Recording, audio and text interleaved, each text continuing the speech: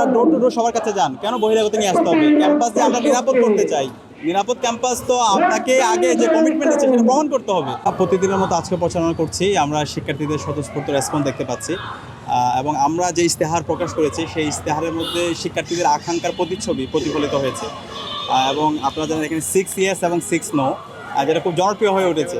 যে 6টা জিনিসকে আমরা সবসময় হ্যাঁ বলবো আর 6টা জিনিসকে আমরা না বলবো। এই 6টা জিনিস যেগুলোকে আমরা হ্যাঁ বলবো এর মধ্যে একটা হচ্ছে নিরাপদ ক্যাম্পাস, যেটা সবার দাবি।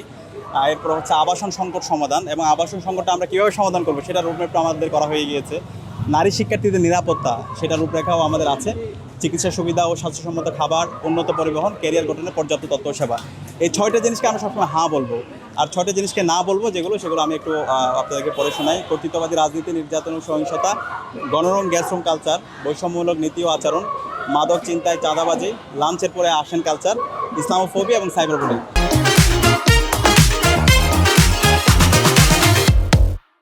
তো এই 6টা হ্যাঁ এবং 6টা না শিক্ষার্থীরা তারা স্বতঃস্ফূর্ততার সাথে তারা ক্যাম্পেইন করছে, তারা বলছে।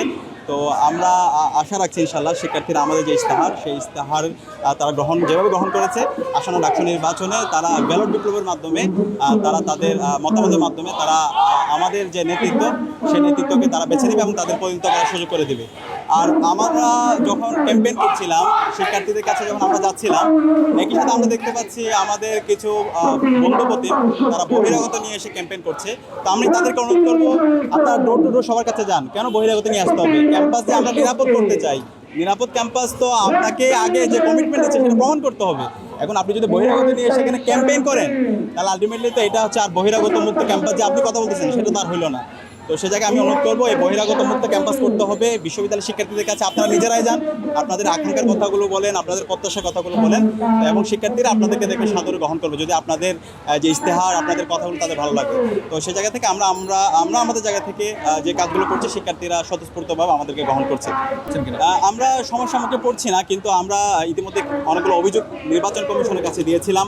আমাদের প্রার্থীদেরকে সাইবার বুলিং করা হয়েছে, তাদেরকে স্ল্যাশ শেমিং করা হয়েছে, সিন্ডিকেটের প্রপাগান্ডা হয়েছে, কিন্তু এখন পর্যন্ত কোনো অভিযোগে তারা বিচার করতে পারেনি। তো এবং তারা ইতিমধ্যে অনেকগুলো অপেশাদারিতা আচরণ করেছে। তো আমরা এটা নিয়ে শঙ্কিত, যদি তারা এই বিচারগুলো তারা ঠিকমতো করতে না পারে, তাহলে সামনে যারা অপরাধী তারা আরও বড় অপরাধ করার চেষ্টা করবে। তো সেই জায়গা থেকে আমরা নির্বাচন কমিশনকে অনুরোধ করব, ইতিমধ্যে যে অভিযোগগুলো দিয়েছে প্রত্যেকটা অভিযোগের যেন দৃষ্টান্তমূলক বিচার আওতায় নিয়ে আসা হয়। বিশেষ করে আমাদের নারী প্রার্থীদের ছবি বিকৃত করা, তাদেরকে সাইবার বুলিং করা, স্ল্যাট শেমিং করা, এটার সাথে যারা জড়িত আছে তারা হচ্ছে কালপ্রিট, তাদের বিরুদ্ধে আমরা জিরো টলারেন্স নীতি ঘোষণা করেছি। সুতরাং নারীদের জন্য একটা নিরাপদ ক্যাম্পাস করার জন্য আমাদেরকে যারা অপরাধী তাদের বিরুদ্ধে দৃষ্টান্তমূলক বিচার আওতায় নিয়ে আসতে হবে।